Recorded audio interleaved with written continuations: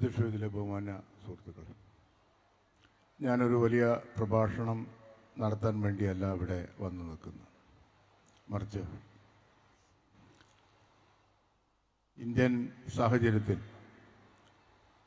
മനുഷ്യൻ എന്ന നിലയിൽ എന്നെ അടയാളപ്പെടുത്തണമെങ്കിൽ ഇത്തരം പോരാട്ടങ്ങൾക്കൊപ്പം നിന്നേ മതിയാവൂ എന്ന തികഞ്ഞ ബോധ്യത്താലാണ് ഞാൻ നിങ്ങളോട് സംസാരിക്കുന്നത്. ഞങ്ങളുടെ പ്രിയപ്പെട്ട ഗുരുനാഥൻ എം എൻ വിജയൻ ഒരിക്കൽ പറഞ്ഞൊരു കാര്യമുണ്ട്. ഫാസിസം ജനപദങ്ങൾക്ക് മേൽ പേടിയുടെ പുതപ്പ് വിരിക്കും. ആ പുതപ്പ് എടുത്തുമാറ്റി തെരുവുകളെ സംവാദാത്മകമാക്കുക എന്ന് വിജയൻ മാഷ് പറഞ്ഞത് അക്ഷരാർത്ഥത്തിൽ ജമാഅത്തെ ഇസ്ലാമി ഏറ്റെടുത്തിരിക്കുകയാണ്. ഞങ്ങൾ ഭയപ്പെടുന്നില്ല എന്ന് പ്രഖ്യാപിക്കുക. ആളുകൾ നമ്മളെ ഭയപ്പെടുത്താനായിട്ട് ശ്രമിക്കും. ഞങ്ങൾ പേടിക്കുന്നില്ല എന്ന് ഫാസിസത്തിൻ്റെ മുഖത്ത് നോക്കി, വംശീയ വെറിപുണ്ട ആളുകളുടെ മുഖത്ത് നോക്കി, അതിൻ്റെ രാഷ്ട്രീയ പ്രസ്ഥാനത്തിൻ്റെ മുഖത്ത് നോക്കി നമ്മൾ പറഞ്ഞുകൊണ്ടേയിരിക്കുക എന്നുള്ള, സംസാരിച്ചുകൊണ്ടേയിരിക്കുക. പൗരത്വ ഭേദഗതി വിഷയത്തിൽ വലിയ മഹാറാലികൾ കേരളത്തിൻ്റെ തെരുവുകളിലൊക്കെ ഉണ്ടായത്. ഒരുപക്ഷെ എഴുത്തുകാരൻ എന്ന നിലയിൽ എൻ്റെ ഏറ്റവും വലിയ അഭിമാനം കേരളത്തിൽ പൗരത്വ ഭേദഗതി വിഷയത്തിൽ തെരുവിൽ എൻ്റെ അത്ര വേദികൾ പങ്കിട്ട മറ്റൊരു എഴുത്തുകാരനും ഉണ്ടായിരിക്കുകയില്ല എന്ന് എനിക്ക് തികഞ്ഞ ബോധ്യമാണ്. ഞാൻ ഒരിക്കൽ തെക്കൻ കേരളത്തിൽ അടുത്തിടെ ഒരു പ്രോഗ്രാമിന് പോയപ്പോൾ എന്നോട് ആ സുഹൃത്തുക്കൾ എന്നോട് പറഞ്ഞത്, അന്ന് താങ്കൾ ഒരിക്കലും പാനിക്കാവാൻ പാടില്ല എന്നതുകൊണ്ടാണ് ഞങ്ങൾ അന്നൊരു സത്യം പറയാതിരുന്നത്. പൗരത്വ ഭേദഗതി വിഷയത്തിൽ റാലിക്ക് താങ്കൾ സംസാരിക്കാൻ വരുമ്പോൾ പോലീസ് ഞങ്ങളൊക്കെ വീടുകളിൽ കയറി ഇറങ്ങുകയായിരുന്നു എന്ന്. അപ്പോൾ ഞാൻ പറഞ്ഞു, ഇതൊന്നും അറിയാൻ പാടില്ലാത്ത ഒരു മന്ദബുദ്ധിയൊന്നുമല്ല ഞാൻ. കാരണം ഞാൻ അന്നും ഇന്നും വിശ്വസിക്കുന്നത് പോലീസിനേക്കാൾ, ഭരണാധികാരികളെക്കാൾ, കോടതിയേക്കാൾ മുകളിലൊരാളുണ്ട്. അയാളുടെ പേരാണ് ഇന്ത്യൻ പൗരൻ എന്ന്. ആ പൗരബോധമാണ് നമുക്ക് ആദ്യം ഉണ്ടാകേണ്ടത്. ആ പൗരബോധം നമുക്ക് എപ്പോൾ പോകുന്നോ നമ്മളെ കുനിച്ചു നിർത്തി നമ്മുടെ മുതുകിൽ ചാപ്പ കുത്താൻ തുടങ്ങും ഭരണാധികാരികളൊക്കെ. അതിന് നിന്നു കൊടുക്കരുത്. ഈ രാജ്യമുണ്ടാക്കിയത് ഞങ്ങളാണ്, ഞങ്ങൾക്ക് വേണ്ടിയാണ് എന്ന് പറയാൻ നമുക്ക് സാധിക്കണം. അത് സാധിച്ചാൽ മതി. പിന്നെ ഒന്നും ഈ ആഖ്യാനങ്ങൾക്കും അധികകാലം മുന്നോട്ട് പോകാൻ കഴിയില്ല. ഞാൻ ഉറച്ചു വിശ്വസിക്കുന്നതാണ്. കാരണം ഹിറ്റ്ലർ തോറ്റെടുത്ത്, ഹിറ്റ്ലർ ആത്മഹത്യ ചെയ്തെടുത്ത്, മുസോളിനി തോറ്റെടുത്ത്, ഗീബൽസ് തോറ്റെടുത്ത്, ഗീബൽസിനും മുസോളിനിക്കും ഹിറ്റ്ലർക്കും മിമിക്രി ചെയ്യുന്നവർ ജയിക്കും എന്ന് വിശ്വസിക്കുന്ന ഒരു ബോധ്യത്തിലേക്ക് ഞാൻ എന്തായാലും എത്താൻ പോകുന്നില്ല. കാരണം അവർ തോറ്റിട്ടുണ്ടെങ്കിൽ അതിനേക്കാൾ വലിയ തോൽവിയിലേക്ക് കാലം ഇവരെത്തിക്കുമെന്ന ബോധ്യം എനിക്കുണ്ട്. പക്ഷെ പോരാടിക്കൊണ്ടിരിക്കുക, സംസാരിച്ചു കൊണ്ടിരിക്കുക. നേരത്തെ മുജീബുർ റഹ്മാൻ പറഞ്ഞതാണ്. ഞാൻ അദ്ദേഹത്തോട് പറഞ്ഞു, നമുക്ക് ചെയ്യാവുന്ന ഒരു കാര്യം നിരന്തരമായി ചെറുതും വലുതുമായ പ്രൊട്ടസ്റ്റ് നടത്തിക്കൊണ്ടിരിക്കുക.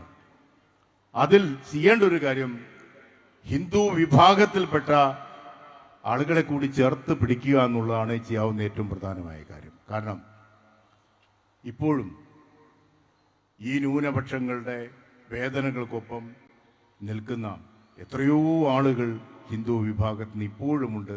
അങ്ങനെ സമ്പൂർണമായി കീഴടങ്ങിയിട്ടൊന്നുമില്ല എന്ന ബോധ്യം നമുക്കുണ്ടാക്കുക, അങ്ങനെ നിൽക്കുക എന്നുള്ളത്. അതിന് നിരന്തരമായിട്ട് നമ്മൾ സംസാരിച്ചു കൊണ്ടേയിരിക്കുക, തെരുവുകളെ സംവാദാത്മകമാക്കിക്കൊണ്ടിരിക്കുക, പോരാടിക്കൊണ്ടിരിക്കുക. മൗനം ഒരു കുറ്റകൃത്യമാണ് എന്ന് നമ്മുടെ ജനാധിപത്യ പ്രസ്ഥാനങ്ങളുടെ ഭാഗമായ രാഷ്ട്രീയ പാർട്ടികളോട് പറയാം. പക്ഷെ ഒന്നുകൂടി അവരോട് പറഞ്ഞു, നിങ്ങളുടെ വിശ്വസിച്ചിട്ടല്ല ഞങ്ങൾ പോരാട്ടത്തിന് ഇറങ്ങുന്നത്, മറിച്ച് നിങ്ങളുടെ കൊടികൾക്ക് പുറത്ത് നിൽക്കുന്ന ജനതയെ ഞങ്ങൾക്ക് വിശ്വാസമുണ്ട് എന്ന് അവരോട് നമുക്ക് പറയാൻ നമുക്ക് സാധിക്കണം. അവരിങ്ങനെ അവരെ വോട്ട് ബാങ്കിന് വേണ്ടി പലതരത്തിലും ഉണ്ടാവും. ആളുകളെ തരാതരം അവർ ഒറ്റിക്കൊടുക്കും ഒക്കെ ചെയ്യും. അതാണ് നമ്മുടെ രാഷ്ട്രീയ പാർട്ടികൾ ചെയ്തുകൊണ്ടിരിക്കുന്നത്. ഞാൻ പേരെടുത്തൊന്നും പറയുന്നില്ല, എല്ലാവരും അതാണ് ചെയ്തുകൊണ്ടിരിക്കുന്നത്. മൃദു ഹിന്ദുത്വമാണ് വോട്ട് ബാങ്ക് എന്ന് അവർ ധരിക്കുക. പക്ഷെ അതല്ല. ഒന്ന്, ഈ ജനകീയ പ്രക്ഷോഭങ്ങൾ ഇത്തരം വിഷയത്തിൽ മാത്രമായി ഉയർത്തിക്കൊണ്ടുവന്നിട്ടും കാര്യമില്ല.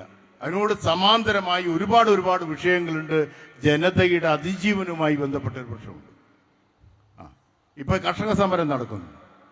കർഷക സമരം ഒരു വലിയ തോതിൽ അത് വ്യാപിക്കും. ഉത്തരേന്ത്യയിൽ മുഴുവൻ അത്തരത്തിലുള്ള സമരങ്ങൾ വ്യാപിക്കും. അതുകൊണ്ട് ജനങ്ങളുടെ ജീവൽ പ്രശ്നങ്ങളെ മുൻനിർത്തിക്കൊണ്ടുള്ള വലിയ സമരങ്ങളാണ്, ഐക്യങ്ങളാണ് ഫാസിസത്തെ തോൽപ്പിക്കാനുള്ള മാർഗമെന്ന് ചരിത്രം നമ്മെ പഠിപ്പിച്ചിട്ടുണ്ട് എന്നുള്ള. അതിന് മുമ്പിൽ വിശക്കുന്നവന്റെ രാഷ്ട്രീയം ഉയർത്തിവെച്ചാൽ അതിനു മുമ്പിൽ ഒരു വംശീയതയും ഉണ്ടാകില്ല. കുറച്ചു കഴിഞ്ഞാൽ ഈ വംശീയവാദികൾ തന്നെ ഇത് തിരിച്ചറിയാൻ തുടങ്ങി. ഇതൊരു പുതിയൊരു ആഖ്യാനം കൊണ്ടുവരിക. ആഖ്യാനം അധികകാലം മുന്നോട്ട് പോകില്ല, കുറച്ച് കഴിഞ്ഞാൽ നിൽക്കും.